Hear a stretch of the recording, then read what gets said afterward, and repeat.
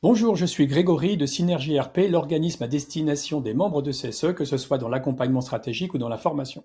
La vidéo du jour a pour objet de vous présenter la réclamation. Réclamation, en fait, qu'elle soit individuelle ou collective, va porter sur une problématique de droit du travail qui n'est pas appliquée, que ce soit sur le code du travail, que ce soit sur la convention collective, un accord groupe, un accord d'entreprise, un accord d'établissement, un engagement unilatéral ou un usage. La réclamation, en fait, c'est dommage qu'elle soit très peu utilisée parce qu'en fait, elle va créer du droit positif.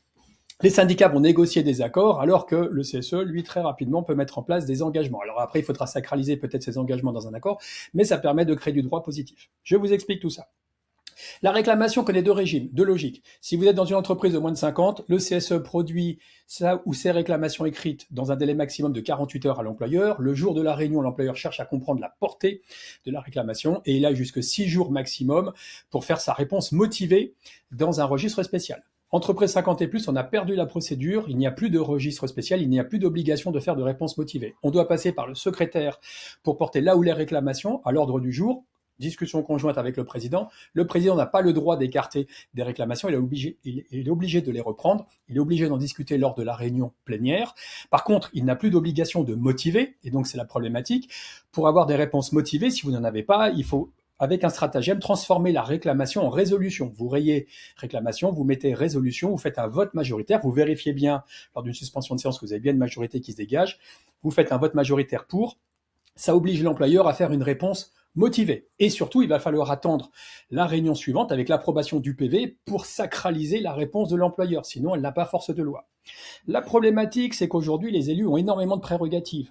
Et donc, c'est très compliqué de maintenir la réclamation, pardon. Alors que cette réclamation peut amener du droit positif, comme je l'ai expliqué.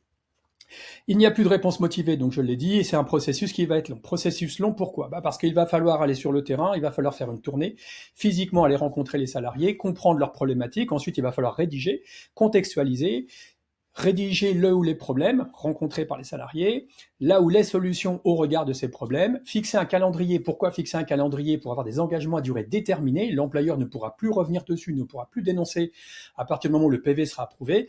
Et il faudra aussi un rapport de force. Et surtout, bien rédiger la réponse. Donc, n'hésitez pas à reformuler, bien rédiger la réponse du président dans le PV, de manière à ce qu'il n'y ait pas derrière de discussion possible. Donc la réclamation, c'est un outil extrêmement puissant à partir du moment où on en comprend la logique et à partir du moment où on arrive à la mener jusqu'à son terme. Si vous avez besoin de davantage d'informations, n'hésitez pas à me contacter sur mon mail. N'hésitez pas aussi à aller sur mon site pour aller voir les formations que je dispense et l'accompagnement possible. Et puis, si vous avez aimé cette vidéo, n'hésitez pas à vous abonner, n'hésitez pas à commenter, n'hésitez pas à liker, etc., etc. Je vous souhaite une bonne journée et je vous dis à bientôt.